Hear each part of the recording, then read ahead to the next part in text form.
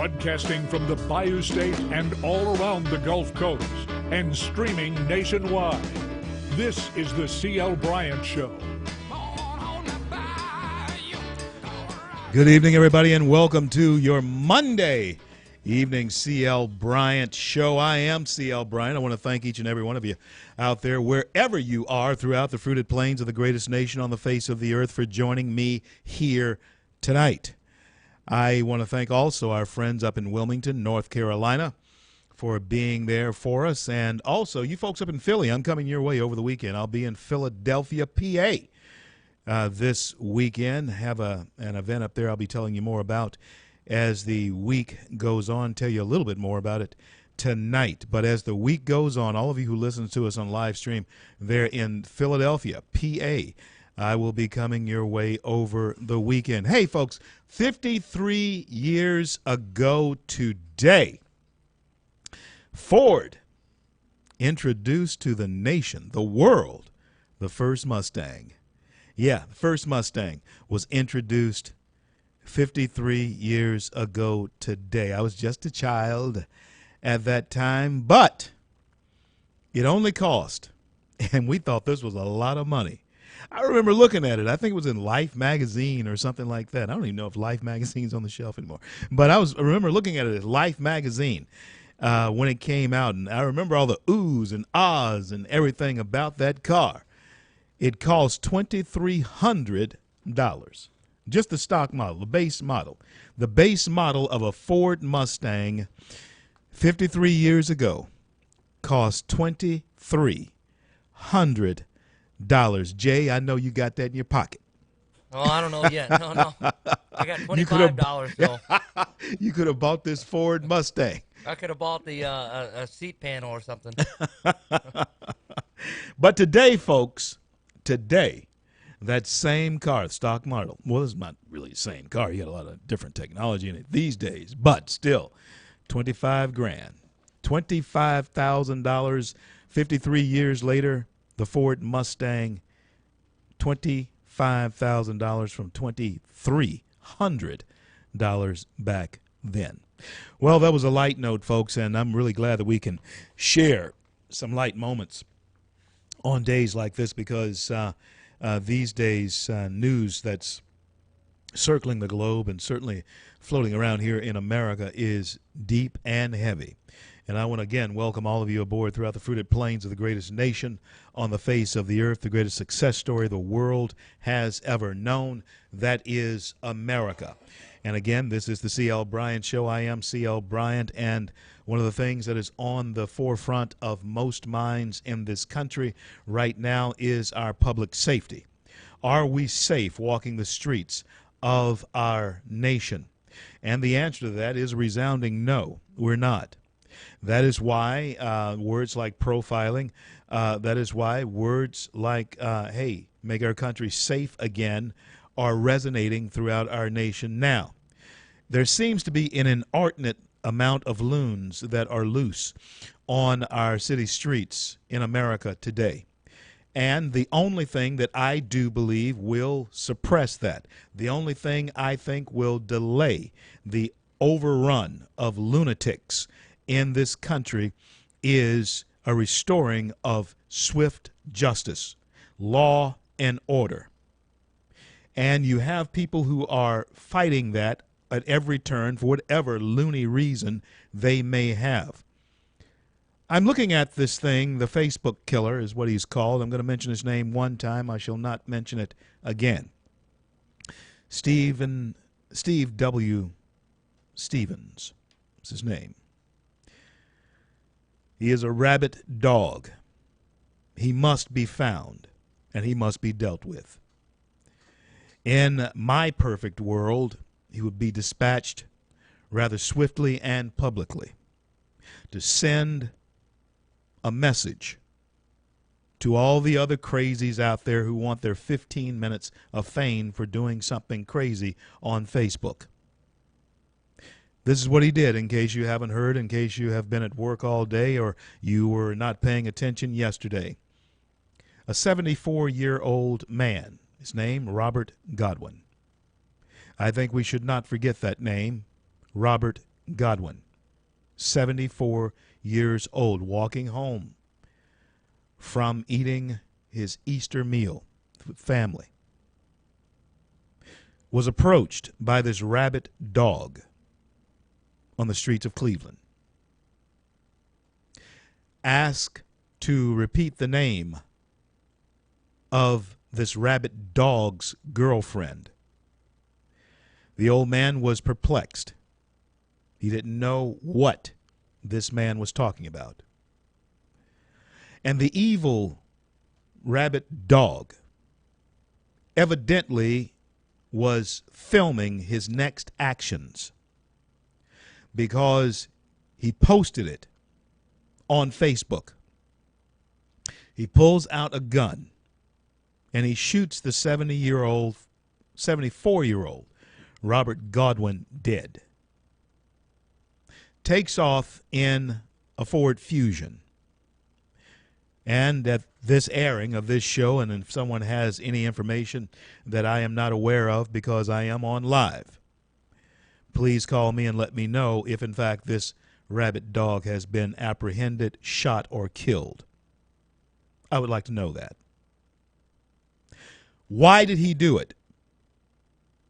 Well, there is no good reason.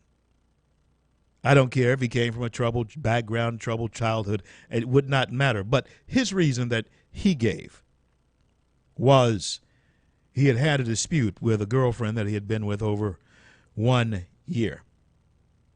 Since then, he started gambling. Since they broke up, he started gambling, became disillusioned and desperate. He had been a counselor for troubled young people up to the age of 25. I think the ages were something like 15 or 12 to 25.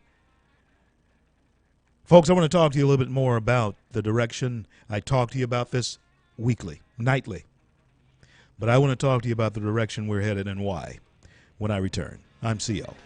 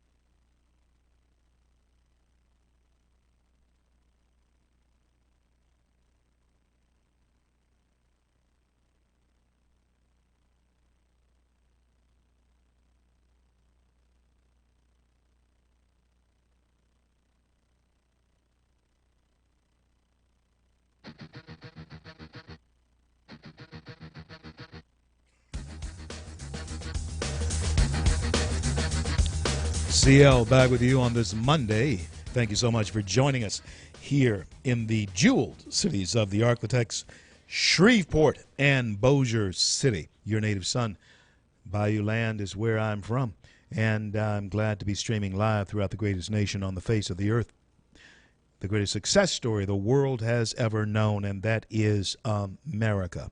We were talking about the direction that our society is headed and why. You know, so many times the greatest blessings can many times become a curse because of the way we decide to handle ourselves. Choices is the greatest, having a choice, having the freedom of choice, I think is the greatest blessing that God gave man. And we wonder sometimes, how is it possible that we can take this great gift and actually ruin the blessing that it is? I'm really hoping that each and every one of you got a chance to visit a place of worship of your choice. Yesterday I was able to hear my pastor, James A. McManus, give four. Well, I didn't get him here all four sermons, but he gave four masterful sermons yesterday. I heard two of them. And I'm reminded of a sermon that he preached some time ago, and it was about the spirit of offense.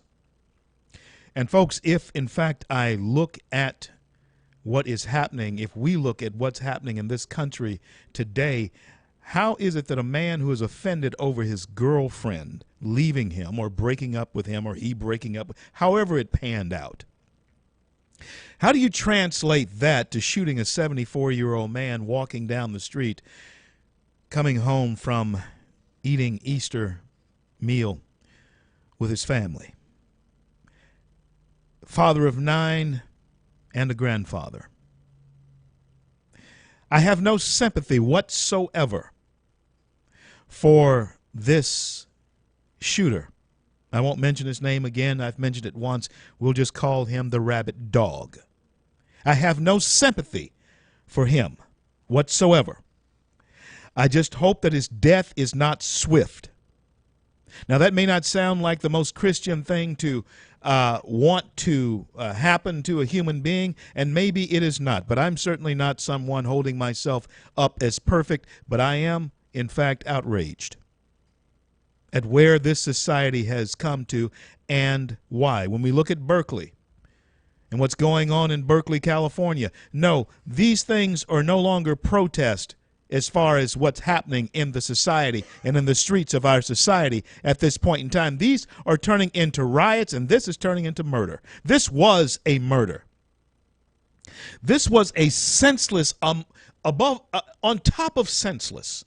This was the epitome of a senseless killing, a senseless murder. A 74-year-old grandfather coming from the house of relatives after eating a meal on Easter. This tells you something. It tells you that this can, in fact, happen to you, and you had better understand something. That's too much. When this becomes so common that it can happen to him, folks, it can happen to you. And when I tell you that the spirit that has invaded our society is lawless, and we have allowed it, we have been smug, comfortable, and have allowed it, it can happen to you. It can happen to anyone that you love. And I am telling you that it is time for us to make sure that we vet, honestly, the men and women that we have in uniform to do the job of protecting our society, and then let them do their job. Let them do their job. And people like lawless mayors of Los Angeles, Chicago, and wherever there is lawlessness, Los Angeles, Houston, wherever there is lawlessness. I'm not talking about any type of totalitarian shutdown or tyranny to go on in our country, but I am talking about their rounding up those who are lawless. You know who they are. No, they do not have a color. No, no, no, no. They are simply lawless. And I know that there are bleeding hearts out there who are going to say, well, we can't do that because there will be an inordinate amount of, no, the lawless. And if you want to avoid the net, obey the law. And certainly, don't you get yourself caught out there shooting down 74-year-old men. Because I do believe there's a special treatment that we need to employ to make sure that there is a message sent. There needs to be a Moab bomb dropped on the streets of Berkeley. I'm not talking about literally. Listen to me. I'm talking about as far as the hammer coming down on those who are lawless.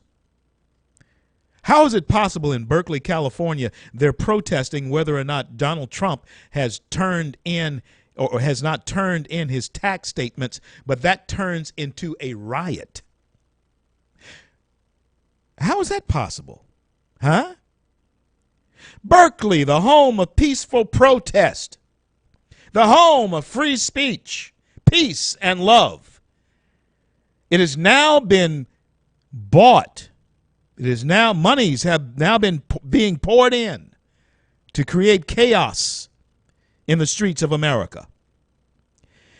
Saul Alinsky's method of destroying and taking down a society is to keep it in constant chaos. Keep the mindset of the people in constant chaos and tumult. And when we look at what's going on with this man creating the type of terror that he has done on Facebook, and then the type of terror that rioters calling themselves protesters in Berkeley are keeping up. The kind of terror that we have with people who are here illegally in our country. There is a chaos that is ensuing. I'll be back.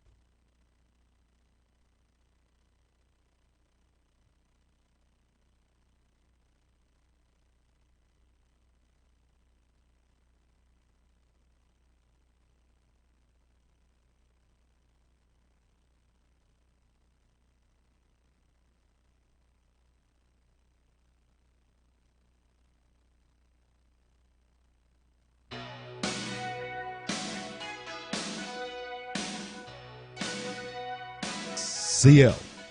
Back with you on this Monday here in the jewel cities of the architect, streaming nationwide throughout the fruited plains of the greatest nation on the face of the earth, the greatest success story the world has ever known, and that is America. Glad to be here, and just so proud to be an American, but I am very concerned about our American society. It is being eaten away at from within. There is no question about it. I want you to stay tuned. If you have a young adult, do you know any young adults? If you know any young adults, be sure to have them tune in during this next segment. I am going to have John Hawkins on. He is the owner of rightwingnews.com, and he has written a book now that is called 101 Things All Young Adults Should Know. Jay, I'm going to get that book for you and get him to personally autograph 101 things that all young adults should know. Call your young adults, tell them to tune us in, 101.7 FM or 710 Keel AM on your AM dial. And if you're listening on the live stream, just go to TheCLBryantShow.com and you can find a way, or you can, we'll tell you right now, download the free CL Bryant Show app onto your iPhone or Android device. Now, we were talking about how the chaos in this country is, in fact, eating away at the fabric of our society. You can see it, you can hear it, you can feel it. Oh, yeah, you can feel it. Even though we make strides on one side of the ledger, whereas we keep people like the Afghans or ISIS in check on one hand, we make little Kim there in North Korea, apprehensive about what we might do to him. Of course, he's nuts. He lives in his own universe with Dennis Rodman. But yeah, he does. He lives in his own universe with Dennis Rodman. Dennis Rodman's his pal. I'm sure he's got him on his speed dial. And when so he's nuts. Dennis is running a close second to that. I mean, he knows it. But we make strides on one hand on the foreign affairs front, but then we take a step, maybe two, backwards. On the other hand, there is an election coming up in Georgia tomorrow to fill the seat that was once held by Newt Gingrich in the Georgia 6th District. And it was recently held by my acquaintance of mine, Tom Price. And now you have 18 people running for that seat tomorrow, and the odds-on favorite right now, at least that's what the liberal media want you to believe, is a young Democrat by the name of Jon Ossoff, who is a documentarian. And being a documentarian myself, I can tell you that the other name for documentarian is broke. You don't have no money as a documentarian, although you may make very good documentaries. But anyway, he has $18 million, pardon me, that he has at his disposal in his war chest to buy ads. The Dems are really wanting to get that seat because they want to make a statement. And that election is so important, it's reaching national prominence. And I want to give you an idea of why things are going to be chaotic these next 4 years. Hear Mr. Samuel L. Jackson, the star of Pulp Fiction, in this ad. Jay. We have an urgent message from award-winning actor, civil rights activist, and Morehouse man Samuel L. Jackson on an upcoming special congressional election April 18th and why you need to vote. Hi, I'm Samuel L. Jackson. There's a special congressional election on April 18th. What can you do? Go vote. Your vote goes a long way towards setting things right in this country. Vote for the Democratic Party. Stop Donald Trump, the man who encourages racial and religious discrimination and sexism. Remember what happened the last time people stayed home? We got stuck with Trump.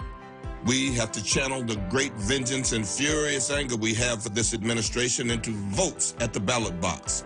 Do your friends and family a favor. Hell, do yourself a favor and vote on April 18th and make sure to vote for the Democratic Party. Paid for by the DCCC, Yeah, you see it? dccc.org. You Not hearing authorized it? by any candidate or candidates committee. Now, let me tell you something.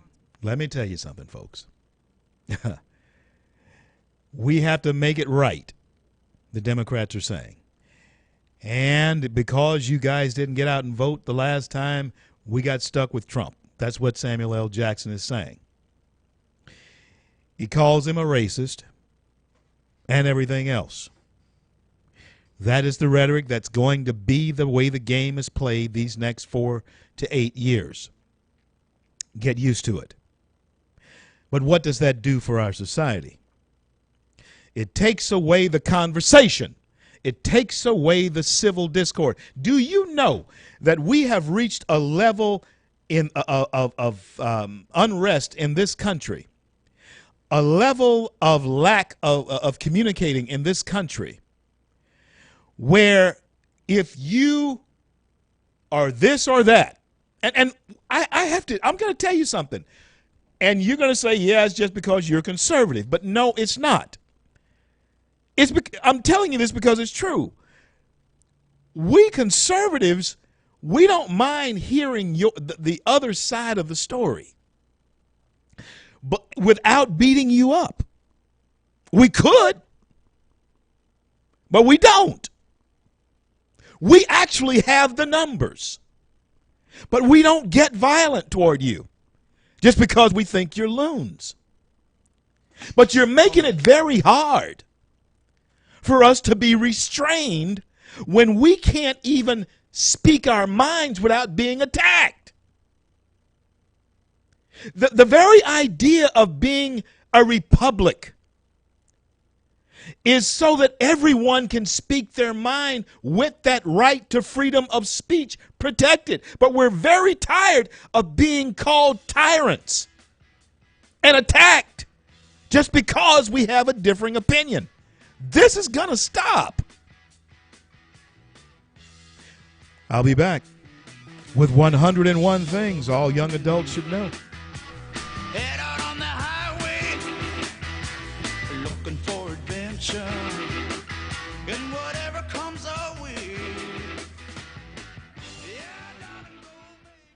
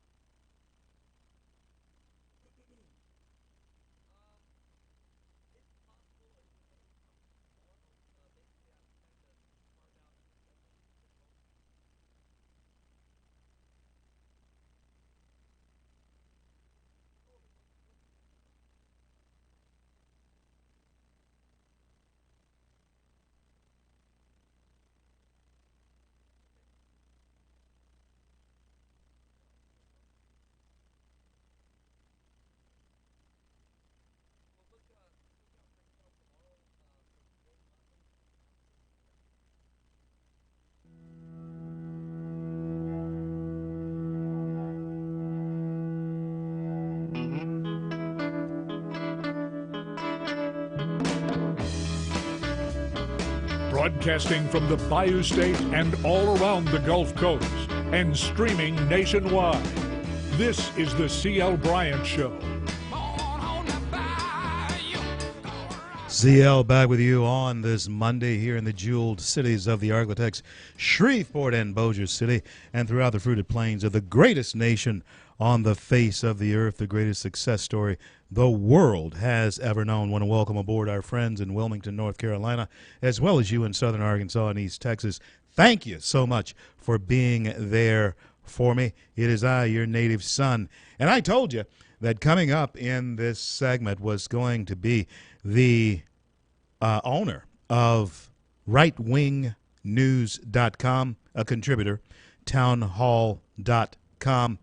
He is now the author of the new book that will be released tomorrow, Amazon.com. You can pick it up in bookstores near you as well. It is called 101 Things All Young Adults Should Know, and I certainly hope that you went and called your young adults so that they can hear now. John Hawkins, thank you so much for being on with me. Glad you're there. Hey, it is great to be on with you. I'm really excited to do your show. Well, thank you so much, John. I do believe that we want you to be on regularly because of, the irreplaceable things that you can share with us as far as going forward with our young people. Now, tell us about the genesis of the book, though, 101 Things All Young Adults Should Know. What is that about? Well, a long time ago, wrote an article on the topic, 50 things that every young adult should know. These were very short, just a line or two. It got just these huge reviews. People just loved it. So we thought, you know what? Instead of making this, a 2,000 or more like 1,000-word article, why not write a whole book on this subject? You're going to get a lot out of it. And over time, it sort of developed. And these books, a lot of your listeners may not know, but they take a long time to go live. Even after you write it, you're talking 6 to 9 months. So they take a long time to bring to fruition, but I'm glad we finally got this thing going. I'm really glad that you have, too.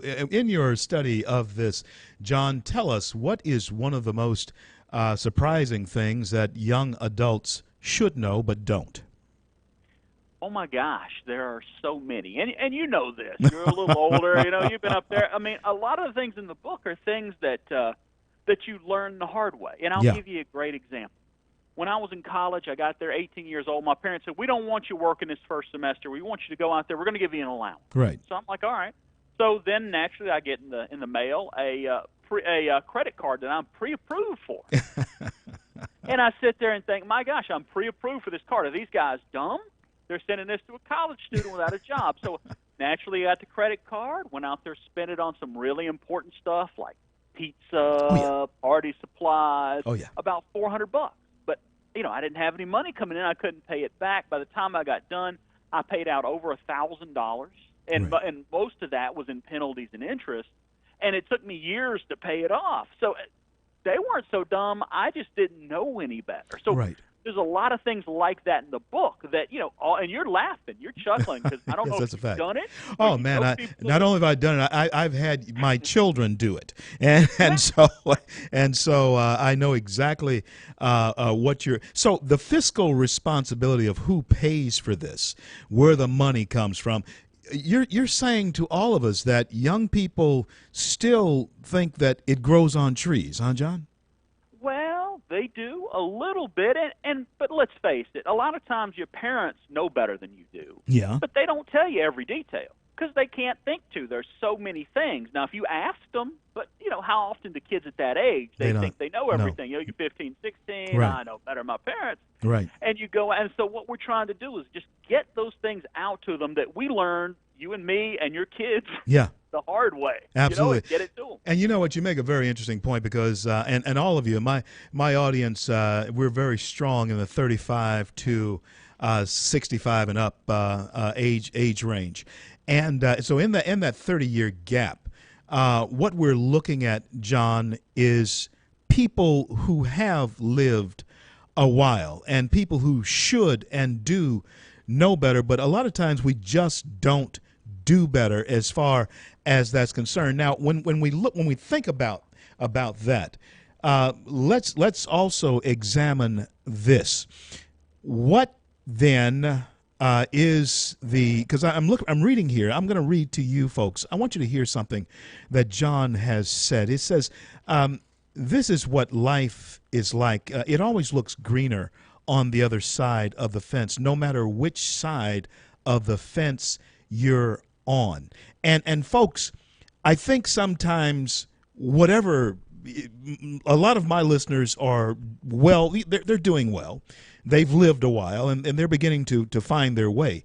But somehow, even on the find your way side of the fence, you wish that maybe should slow down a little bit or something. Is that the way young people always are in that rat race type of thing, John?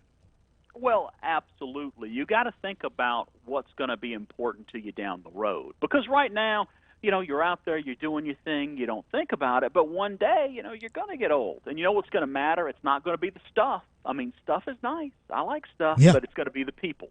It's going to be the experiences. If you had to ask me, should I spend $1,000 on a couch or $1,000 to travel cross country and go and spend a week somewhere? I think go spend the week. You're going to remember the experience. Yeah. 40 years from now. Are you going to remember the couch 40 years from now? No. I doubt it. So those kind of things, that you got to think about because we're all mortal. One day we're going to be gone, and we've got to think about what can we do now to have the best experience we can and have the best long life. John, I've been looking at the eruptions, actually the riots in Berkeley, California. And, of course, we're taking a good look at this Facebook killer. I hope they apprehend that mad dog, rabid dog, real soon and do something with him. But I'm seeing a lot of young faces on the streets of Berkeley and in places like that who are seemingly so disillusioned and angry. What can you shed some light on what is that angst about? Well, I hate to say it, but our generation's taught it to them. People who don't have the best motivations, they go out and they tell these kids who are, let's face it, if you're going to Berkeley, you're pretty privileged. Right. Your life's pretty good. That's true. No, man, the world's all against you. Everything's bad. All these people hate you. You're out here fighting fascism, and really you're just protesting in the street and causing trouble. That's not going to be good for you. They've bought a lot of lines instead of going out and saying, hey, my life is my responsibility. I'm not a victim. I'm going to go out and my life is going to be as good as I make it, as long as I make good, healthy decisions and think about these things and know what I'm doing. So I think that makes a huge difference with these kids. It's just there are people who don't mean well, who are working on these kids all the time. There is a clip, John, when we come back from the break, if you can stay with me through the break, that Mandy Patinkin has out there. He was on MSNBC. And one of the things that he said that is disturbing to me because it does not offer any redeeming value to our society, he is blaming the real bad guys, or at least he's saying that the real bad guys in our society are white men who are racist and our military.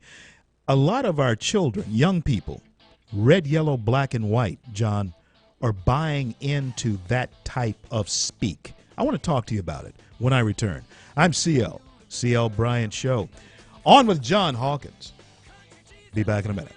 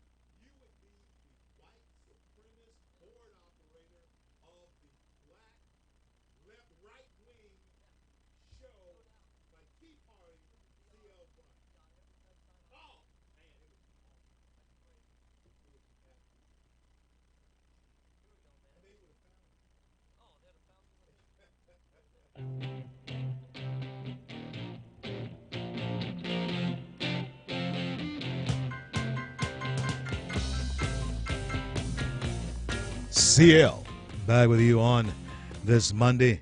On with me is John Hawkins, who is the owner of an organization called RightWingNews.com. Tell us about RightWingNews.com, John. Well, I started it way back in 2001 when Brett Bart didn't exist or the Daily Call or none of those guys. Did it start it myself with maybe writing 3 posts a day. Now I've got 20 employees. We built it up a lot over time, and we're basically just a straight news website. I love doing it. It's been a lot of fun, and had a lot of chance to meet a lot of great people in the conservative movement by running that site. There's never a day's work, John, when you're doing what you love. One of the reasons I keep doing this show after 3 years that I'm doing this now, instead of just being on the road just constantly, is because I really like doing this. Town Hall Magazine, you're a contributor there. Somebody who wrote, in fact, Katie Pavlich, she did the very first story for on me with Town Hall Magazine when I did my movie some time ago, The Runaway Slave. I want to talk to you about this. I'm going to play this clip, John. I believe, Jay, we got him patched in so he can hear it. I'm going to play this clip, John, and I want to have some conversation on this clip. Go ahead, Jay. What role do you think you can play in helping to de-escalate the fear? Because it's fear that's out there. In movies, it was cowboys and Indians and the Nazis, communists, Now they've chosen the Muslim community, a community who's made contributions to the world of a monumental nature. Homeland has been criticized for how Muslims are portrayed. Yes, it is, and we have taken that responsibility, and particularly in season 6, we have tried to be part of the cure, not part of the problem. A different storyline. A different storyline where we're helping these people, and a storyline that shows in this case, in this year, in this season, and that maybe it's it is the white men in government and the military establishment that are the bad guys, not the Muslim community.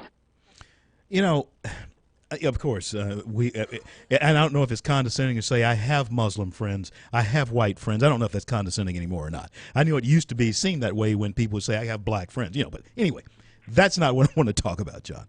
I want to talk about this. A narrative that is emerging, where the military, white men, and right-wingers like you and I are the bad guys. Why is that so easy for our young people to buy into? Is it the professors on the college campuses who are priming them for this type of mindset, in your opinion? It is, and they sell it that way because from a political perspective, the Democratic Party believes they own everybody except straight white males. So they beat up on straight white males. Everybody else, if you're let's say you're black or you're gay or you're Hispanic and you vote Republican, then you're a traitor. But them, the white people, they feel like they don't own the white males. So they push this line, and there's a lot of people who come out and life is hard, and it's easy to buy into the idea that you're a victim. Yeah. But the unfortunate thing is when you sell this to people and tell them they're a victim, that means you've got to sit there and wait for somebody else to save you. And that's usually a long wait, as we know in life. I mean, if you're going to get something done good in your life and you're going to have a happy life, I'm going to tell you 99.99% of the time it's because you did things. Yeah. It's not because someone came in and saved you and did anything for you. And so it sets people up for failure and unhappy lives, which, these guys are happy to do it. The Democrats are happy to promote that, and they'll come in, they'll say they're going to save you, but what help are they giving you? You don't even want any of the help the Democrats are going to give you. You don't want it. You really don't want it. And it seems as though there's a security blanket. I was a kid when I was a kid, and even when my kids were growing up, I loved the Charlie Brown series, the Charlie Brown cartoons. But there was this line with the blanket, the security blanket, and it seems as though you mentioned the word victimization. The victimization of younger people today seems to be their security blanket. Notre Dame, case in point. They don't want the Vice President of the United States, which I think would be an incredibly high honor to have him speak at your commencement service. The President is usually the one who speaks there, but they don't want the Vice President to speak there because he doesn't make them feel safe. In your estimation, what is that about? That is something that I'm hearing more and more, that young adults feel on college campuses don't feel safe because of speech, because of an opinion. What is that about, John? Well, I again, it's the poison they're pumping into them, and I think also a little bit of the mentality they're giving them. Because I got to tell you, if you're a real man and you can take care of yourself verbally and physically, you feel safe pretty much everywhere you go. Right. I mean, so but when you have kids and they're saying, listen, I don't know if you can take it. If someone who says something you disagree with gets to speak somewhere near you, that's going to be tougher than you can handle. I don't know. You know, when you hear about snowflakes, Yeah. that's going to be, you're going to have a tough life, because I don't care whether you're conservative, liberal, what you're into, you're going to hear a lot of people who you don't agree with who say things. Well, I mean, we just heard a clip. I guess we could say we're triggered Yeah. from that last clip, you know. But I mean, that's the mentality they're putting into people, and it's not good for them. Well, and it's not. And John, now, what are you wanting to accomplish? Let's go back to your book. 100, and folks, go out and get this book. I'm going to ask you I'm going to send me an autograph one, John. Go out and get this book. You can get it at Amazon.com and all of your bookstores. 101 Things. It's out tomorrow. It's out tomorrow. It's previewing or making its debut tomorrow, 4/18, in bookstores everywhere and on Amazon.com. And you got to have it. It's going to make a great gift at any point in this season, because our young people, they need this now. 101 Things all young adults should know. And I know that my audience, if you're not growing a teenager, you have young adults, you have grandchildren. You need to get this for them. And it's written by someone who is the owner of rightwingnews.com. He won't steer you wrong, I'm telling you. And he's a contributor to townhall.com. What is your end game as far as wanting to achieve with this book, John? I tell you what I'd really like to do. I would like to save them 20 years worth of mistakes. And those mistakes aren't going to make you any better. It's just, I'd like you to be able to read these books and say, you know what? I didn't make that same dumb mistake John Hawkins did, the same dumb mistake CL did, not because I'm a genius or because they're geniuses, but because they told me about it, because I know about it, and I don't have to do the same thing. So at least if you're going to make some mistakes, you can make some new ones, and not the ones that all of us have learned through experience not to do. I do like that. I do like that. There used to be an old song, John, you probably remember it, is take a fool's advice, don't pay the price that I had to pay. But I certainly wish you well. I want to thank you, and we're going to have you back on to do sort of an update on how the book sales are coming along and all of that, because I would like to know. One thing else he says on the other part of a statement that he was making, when I read to you earlier, he says part of what we know and learn from is raw knowledge, but experience is irreplaceable, even when you're learning it from guys who have lived it, like John and I have. John, God bless you. John, God keep you. rightwingnews.com. Go to Amazon.com. Get the book, 101 Things All Young Adults Should Know, out tomorrow, 4/18. John Hawkins, talk to you soon. Thank you so much for having me on. I'm CL. We'll be back in just couple of minutes.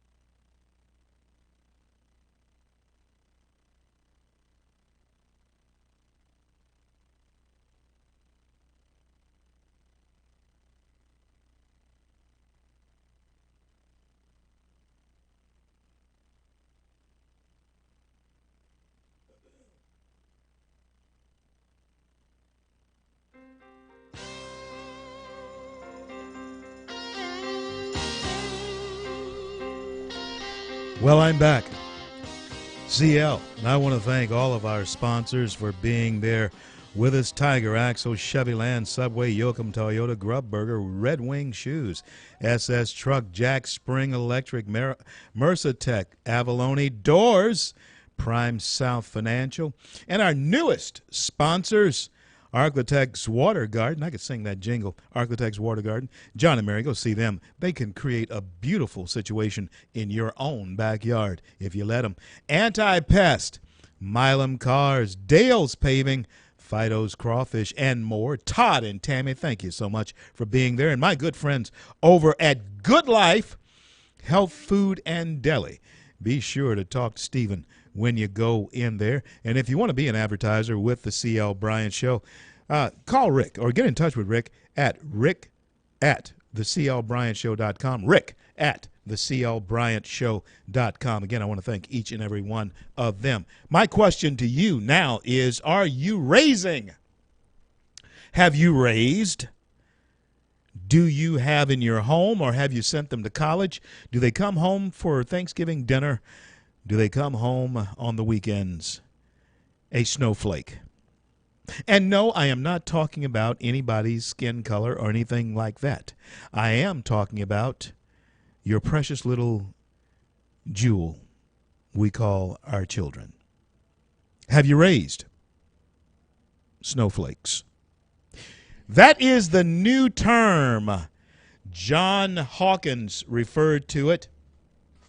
He was my last guest. He is the author of the latest book, 101 Reasons, or 101 Things All Young Adults Should Know. 101 Things All Young Adults Should Know. And tomorrow, April 18th, he will launch. That book will be on bookshelves everywhere and on Amazon.com. And one of the questions is, are you raising a snowflake? Now, a snowflake is not just a little speck of snow that we're talking about. It's not that what in the wintry mix or whatever that is.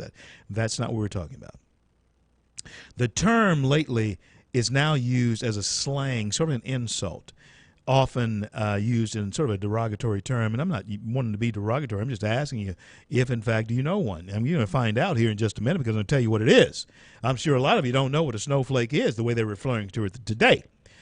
It refers to or suggests often, but not always, a young person who takes offense to anything from political policy change to offensive comments about politics or about gay marriage, Christianity, conservatism.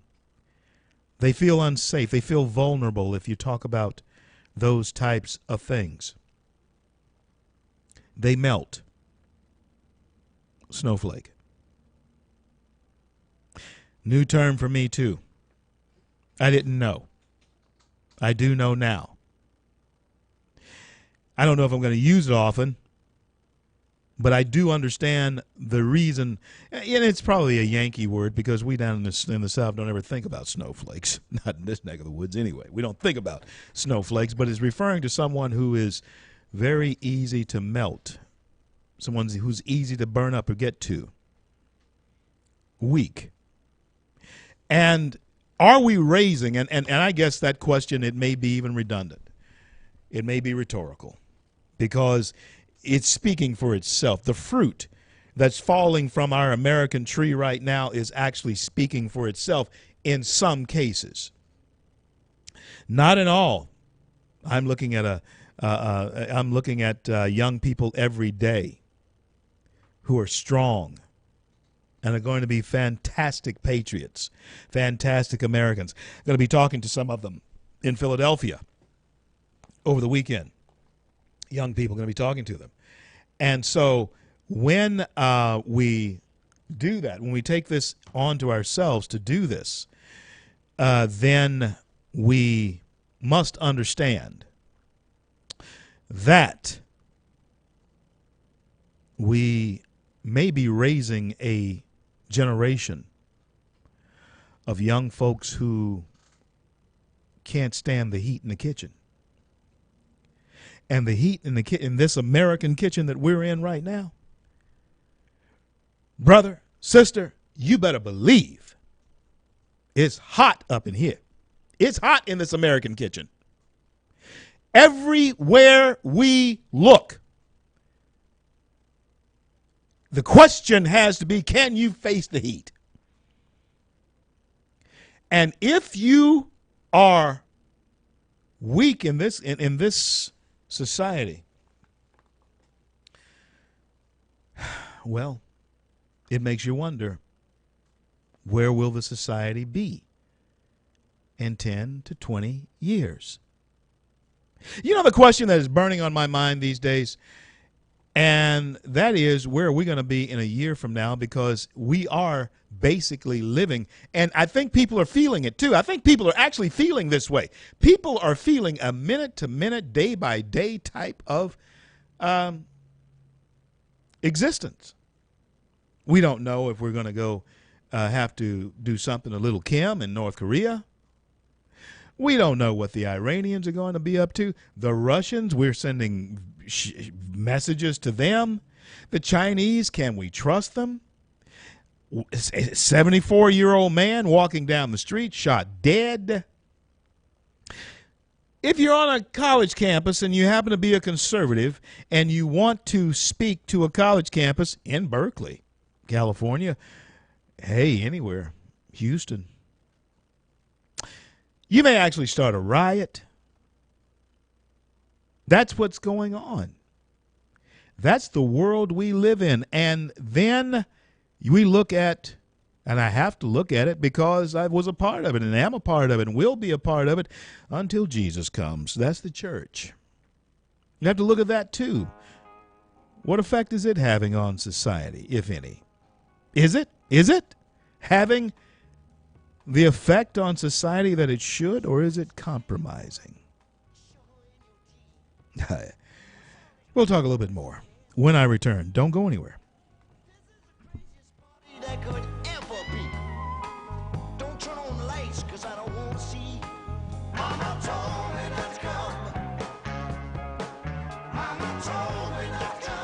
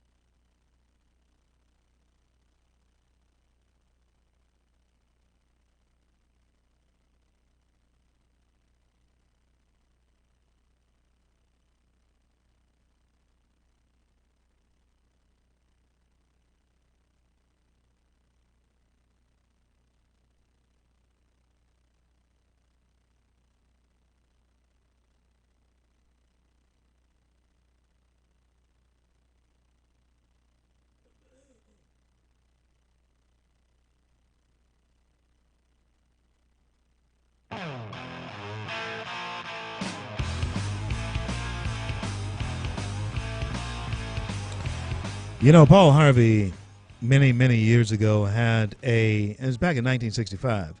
And if you follow me on Twitter, at Rev CL Bryant, at REV Bryant, I posted over the weekend this thing that Paul Harvey put out back in 1965. It was called "If I Were the Devil."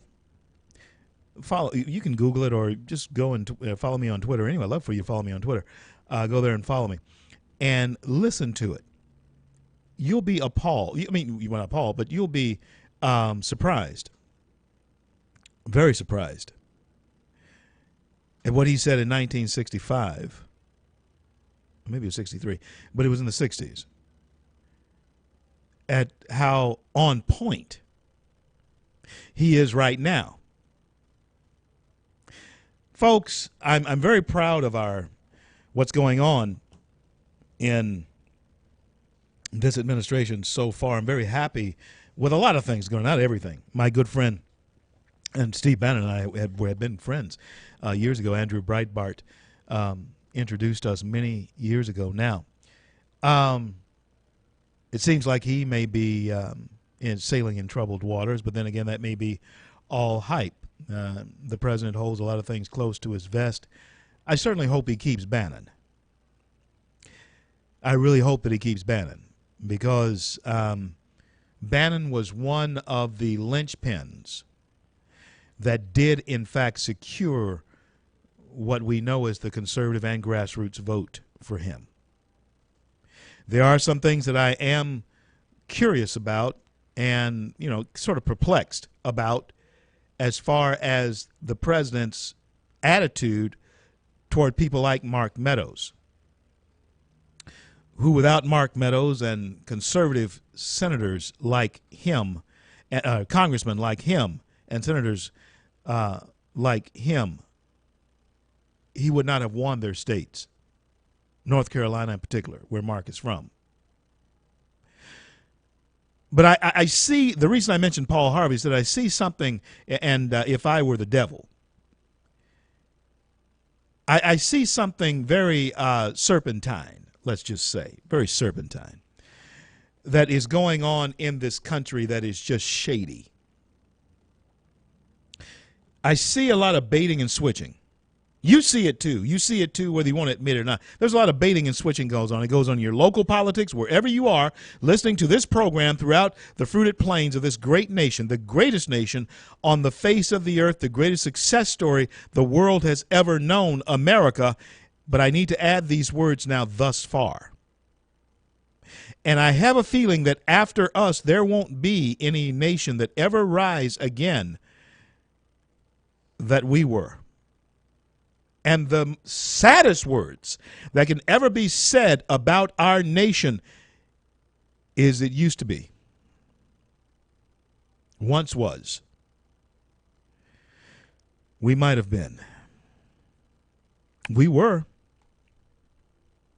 We are at this point the greatest nation on the face of the earth. And Mike Pence standing there at the DMZ, the demilitarized zone there in South Korea, looking over, staring down soldiers that are right across, let's just say, the street in North Korea. Not going over there this time because of security reasons. But are the rest of us on board with that type of boldness? I was not all in favor of sending our VP to South Korea with a nut like Kim Jong-un not far across the border, or at least his military. Not in favor of that at all. I didn't think it was such a keen idea. But I do see the show of strength, courage, and character that goes into that. And Mike Pence, being the kind of guy he is, knew Mike when he was running for Congress. We did Kill the Bill rally there in Indianapolis. We were there on the state capitol. That's been 7 years ago. and now he's vice president of the United States. He has that kind of fiber. But do the rest of us?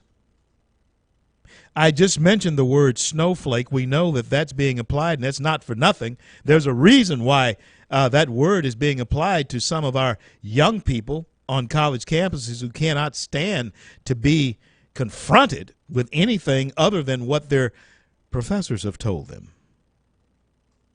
If it's anything contrary to what their professors have told them, if there's any thought pattern that is introduced to them other than what their professors have told them, they wilt, they melt. They melt in the face of it. Is this what America is coming to? Is this what you're raising? I asked the question at the outset of the last segment. Have you raised a snowflake? Have you raised someone who will melt? Not only in front of adversity of opinion, but the adversity of and difficulties of tough times, because America faced this. Let's try to face this. You people who are raising children, you may be 35 and up. You may be below 35, and you're raising children right now. You still have to ask yourself, what am I raising here? Am I raising a strong American kid? Or am I raising somebody who is going to have to be codependent, and am I aiding and abetting their codependency?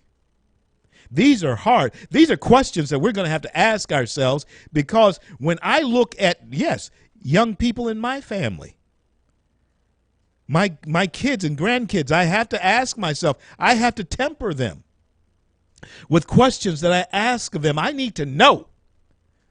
You need to know what you're raising. You need to know what's going to come after you're gone. You need to know what's coming now while you're still here. We'll talk about that when I return.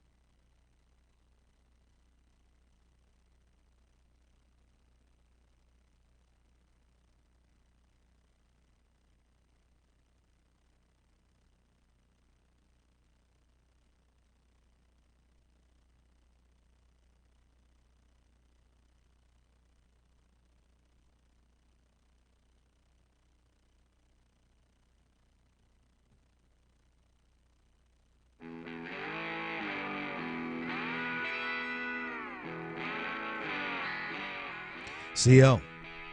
Continuing with you here on this Monday. I see that you made it through the Easter weekend, and I certainly hope that you enjoyed your time of, in my discipline, celebrating the resurrection of the King of Kings and Lord of Lords. Or however you spent yours, I certainly hope that you were safe. Keeping in mind that there is at least one family that the entire nation and the world, I hope, is aware of, and that's the family of Mr. Godkin, who was 74 years old, shot down by a loon walking home from Easter meal. Don't ever get over that. Now, there are some things that we want to keep in the forefront of our thought, and that's one of them. If there is anything that we need to rally around in order for us to pay attention to law and order and then have it enforced, it's this, because, hey, it's coming for you. It's coming for you. What's coming for you? The dark cloud that is engulfing, it is engulfed many parts of the world already. You call it whatever you want, but it is unruly behavior, unlawful behavior that leads to tyrannical rule. Kim Jong-un is a tyrant, but the one reason that Bashar Assad could drop a poisonous bomb on his people last week is because his foolish heart is darkened. It is dark. And the jewel that, and I referred to Paul Harvey just a little bit ago when he was saying that if he was the prince of darkness, if he was the devil, if I were the devil was the title of his writing, his speech that he gave was included in. There's something very interesting that he says in them. I'm going to read 2 paragraphs for you. He said, then I'd get organized and I'd educate authors in how to make lurid literature exciting so that anything else would appear dull and uninteresting. I'd peddle narcotics to whom I could. I'd sell alcohol to ladies and gentlemen of distinctions. I would tranquilize the rest with pills. We have a society that is wrapped up in this right now, but then here's the next paragraph. He says, if I were the devil, I would encourage schools to refine young intellect, but neglect to discipline emotion. Yeah. You have a citizenry of young people who are incredibly bright. I am convinced that American young people, because of exposure alone, are the brightest young people on earth. They're bright simply because of environment. And yes, many don't take advantage of that environment that they live in because they become victims. And once you become a victim, you stop taking advantage of your own personal opportunity because you're not operating personally. On your own free will, you're operating as a clone, as a drone or something that's guided. In that statement that he made, if I were the devil, I would encourage schools to refine young intellect but neglect to discipline emotions. That's the nail on the head from 1960s Paul Harvey speaking then, and you wonder just how loony did kids appear to him then, or was he speaking almost prophetically about the now? We have this thing about saying, yeah, sure, okay, what do you have? You had Chuck Berry, you had James Brown, you had the Beatles coming, you had Elvis. Yeah, you had a musical revolution that was going on in the 60s. Wicked Wilson Pickett. You had that type of music that was going on, as far as that was concerned. Otis Redding. And, of course, I talked about the British invasion that happened here. He was saying these words about that time. But you often hear me say that those times we were actually better people. So if these thoughts of Paul Harvey could be spawned in a time when we as Americans were actually better people as a society and on our core values then 50 years ago, and we are now, what kind of picture do we paint of ourselves? Huh? Because if the teachers were refining young intellect then, but we weren't disciplining emotions then, can't you see just how a run amok our young people must really be? It's easier to see why a guy who breaks up with his girlfriend goes out and shoots dead a 74-year-old man. His emotions are out of check. I'm back in a minute.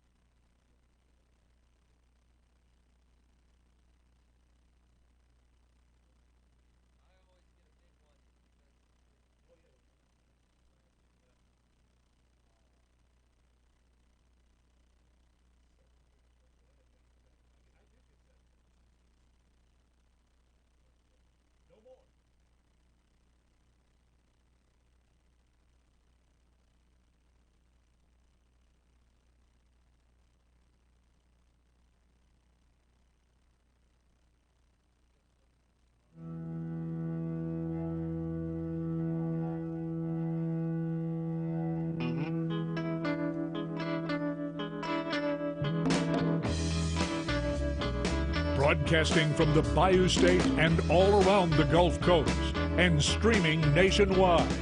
This is the C.L. Bryant Show. The home stretch of the C.L. Bryant Show is where we're headed right now, down that home stretch. And I want to thank each and every one of you throughout the fruited plains of the great nation of America, our homeland. I played a clip from Homeland, and it makes you wonder what's happening in our homeland. It really does. There is something absolutely serpentine. That's the word I'll use. It's something very serpentine, devilish, sneaky going on in this country. I was quoting from you from a reading, a speech of Paul Harvey's back in the 60s, and it is absolutely jaw-dropping that he was saying what he was saying then, but he could actually come on radio now and say this today. Give you a little bit more of this. If I were the devil, I'd take from those who have. This was written back in the 60s now. Keep in mind, I take from those who have and give to those who wanted until I had killed the incentive of the ambitious. I want to take this, put a pin right there, because taking away the incentive of the ambitious is exactly what Lyndon Johnson did to a group of people back in the 60s. Before the 60s Great Society of Lyndon Johnson, black folks were ambitious big time. There's still many black folks, of course, who are ambitious, but I'm talking about ambitious to the point where we actually had phrases like credit to the race, ambitious to climb that ladder to whatever. And now that we've had the first president of color in this country, we think somehow that that was a pinnacle of and the result of that ambition that came from the 60s. It was not. That was an outward display of the socialist policies that Lyndon Johnson wanted a group of people to buy into. It resulted in a government program that we refer to as Obamacare that is an outward growth of socialism in this country. I will take from the haves and give to those who want until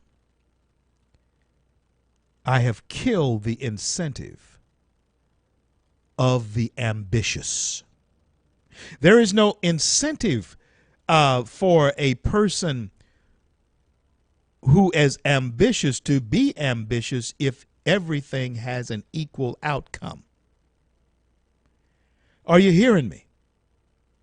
That's why I used the word snowflake a little bit earlier, because, see, young people are expecting an equal outcome. They want what they feel they are entitled to. All of them feel as though there is a certain entitlement that I won't say all, too many of them feel that there is an entitlement due them.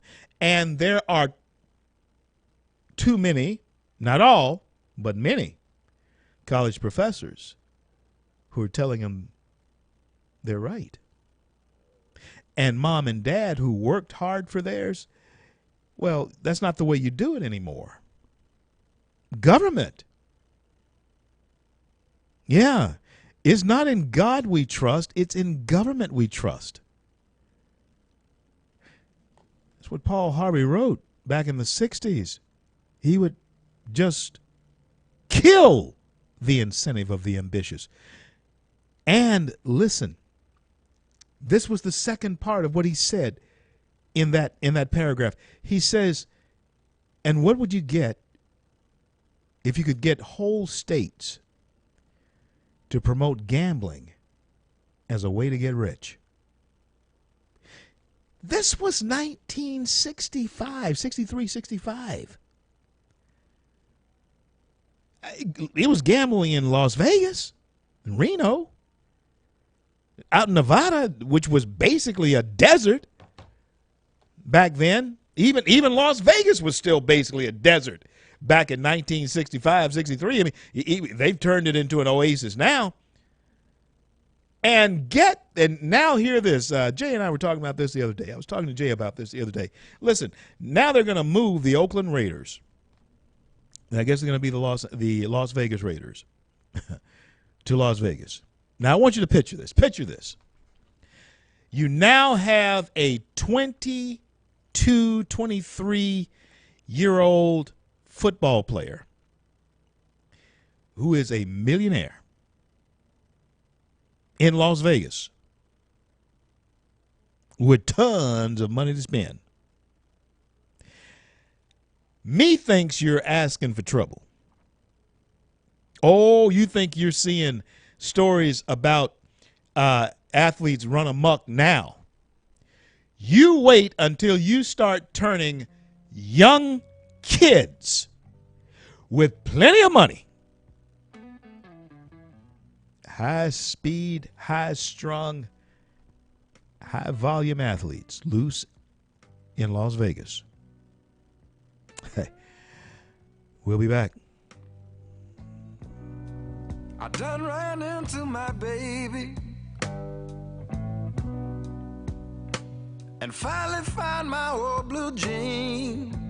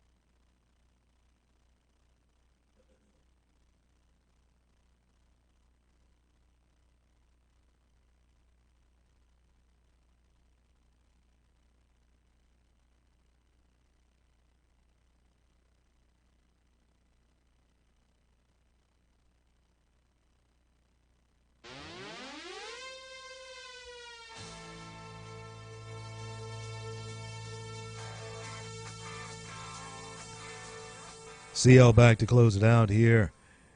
These last couple of segments, I want to remind all of you to keep an eye on the Georgia 6th election tomorrow, because it will be if in fact there's a runoff, I think we might be able to hold on to that.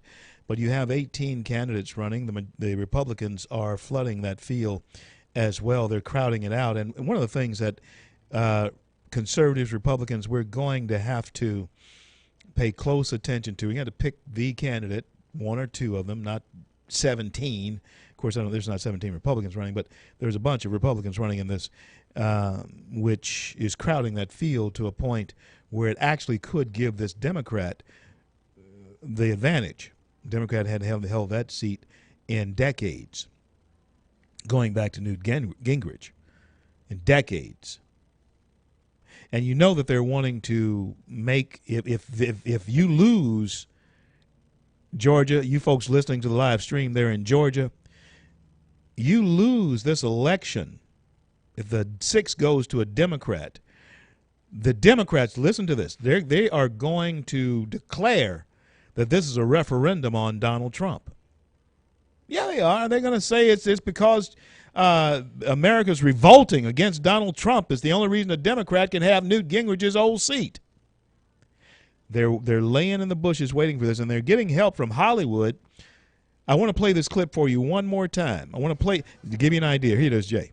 Go ahead. We have an urgent message from award-winning actor, civil rights activist, and Morehouse man Samuel L. Jackson on an upcoming special congressional election April 18th and why you need to vote. Hi, I'm Samuel L. Jackson. There's a special congressional election on April 18th. What can you do? Go vote. Your vote goes a long way towards setting things right in this country. Vote for the Democratic Party. Stop Donald Trump, the man who encourages racial and religious discrimination and sexism. Remember what happened the last time people stayed home? We got stuck with Trump. We have to channel the great vengeance and furious anger we have for this administration into votes at the ballot box. Do your friends and family a favor. Hell, do yourself a favor and vote on April 18th, and make sure to vote for the Democratic Party. Paid for by the Fanning the flames of furious anger. I don't know if you've ever seen Pulp Fiction. It's one of the great films ever made. It truly is. Samuel L. Was in that one.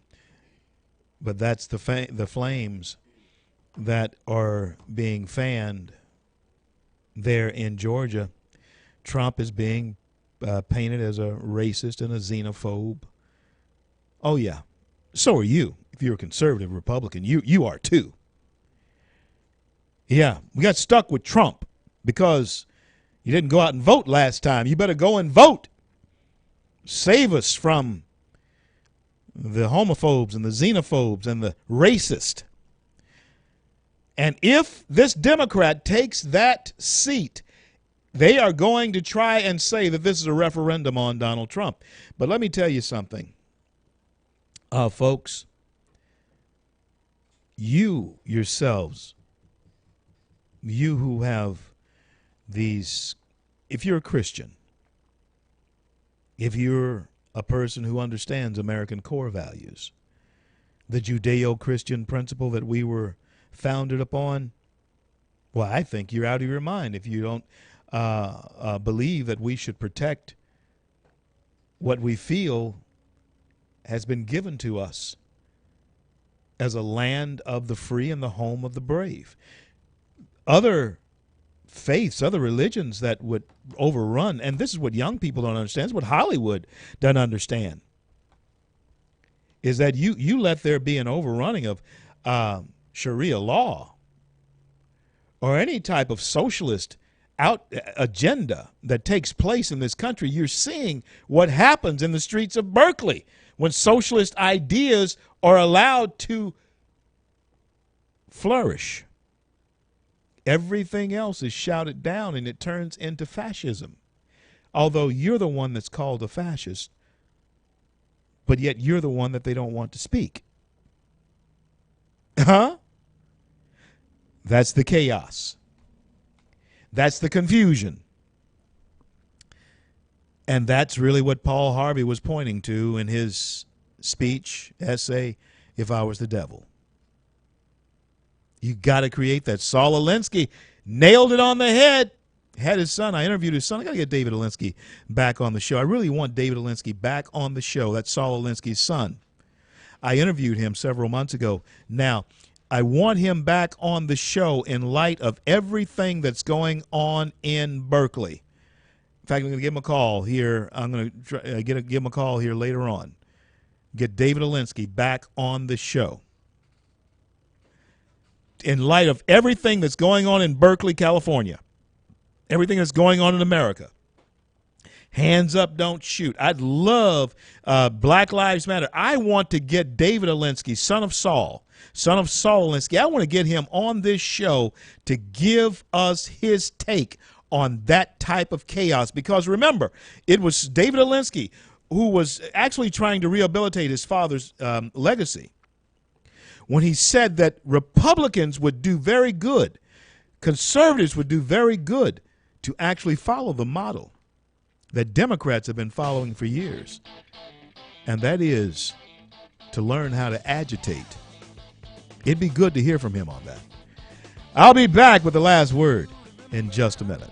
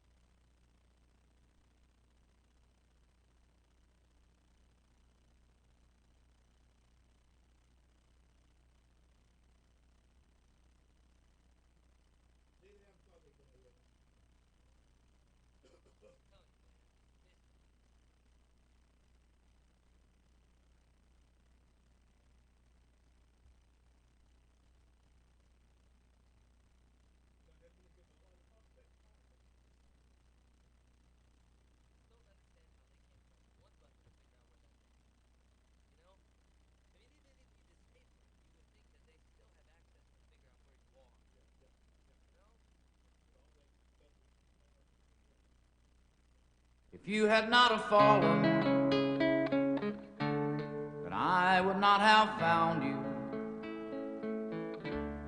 Angel flying too close to the ground. CL. Back here to close it out. From what we can tell, they have not caught that rabid dog that shot down Mr. Robert Godwin yesterday on his way home from eating his Easter meal, his family. I started the show by saying to you, or asking the question, where is our society headed? Is this where we're headed? Is this our destination? Huh? You know, and then we look at the looniness that's going on in South Korea and North Korea. We look at the bravery of our vice president, who stands there and faces down, stares down the North Koreans. And then we deal with our own uncertainty. Day by day, month by month, there is this total uneasiness that is engulfing our nation. It really is. Our children, even in the midst of it all, they seem to be neurotic. They really do. And so many of our churches are becoming politically correct. So that plays into the society as well. We're looking at a political system that is totally in shambles, even with my being happy that we have the president and the administration that we do, but we also see the unrest on the streets of places like Berkeley. People waiting for any chance to burn something up, tear it down. Paul Harvey's "If I Were the Devil" is very much apparent that it was prophetically spoken back in 1965. But America, I think our salvation lies in the fact that we are a Judeo-Christian nation that need to turn our face back toward the Creator, who gives us our life, our liberty, and the ability to pursue our happiness. Well, I want to thank God for bringing us to the close of yet another day, and I want to thank Him for our men and women in uniform around the globe who defend our right to speak our minds. And until I'm able to talk to you again, I'm CL, and may God bless and keep you all. We'll stand by your side, and the bond will never be